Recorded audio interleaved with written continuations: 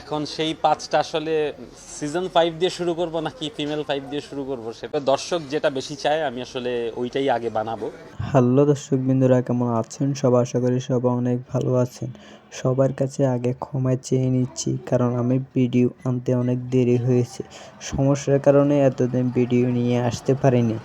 আশা করি এবার থেকে প্রতিনিয়ত আমার নতুন ভিডিও দেখতে পাবেন। চলুন আজকের ভিডিও শুরু করা যাক। আমি বিলিভ করি যে আমার ব্যাচেলর পয়েন্ট এইটা মানুষ আসলে প্রচণ্ড পরিমাণে ভালোবাসে এবং প্রায় 1-1.5 বছর যাবৎ মানুষ চাচ্ছে যে ব্যাচেলর পয়েন্ট আসুক। ব্যাচেলর পয়েন্টের পাগলা ফ্যানদের জন্য রয়েছে অনেক বড় সুখবর। অতি শীঘ্রই আসতে যাচ্ছে ব্যাচেলর পয়েন্ট সিজন 5। পাশাপাশি আমি গত কোরবানির ঈদে ফিমেল 4 করলাম। ফিমেল 4 করার পর এখন আবার মানুষ কমেন্টস করতেছে ভাই ফিমেল 5 দেন।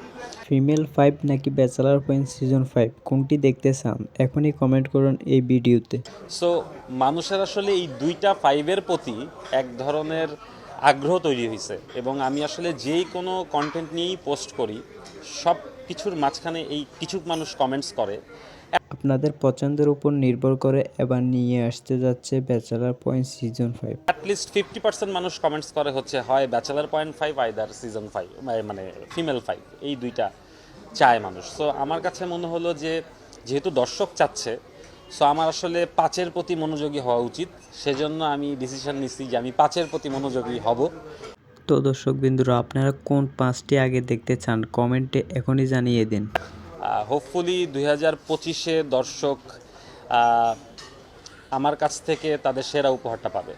ইচ্ছা যে আমি সিজন 4 থেকেও সিজন 5 যদি করি সেটা আরও অনেক বড় পরিসরে করব, যেটা আসলে বাংলাদেশে হয়তো বা মানুষ মনে রাখবে অনেক বছর।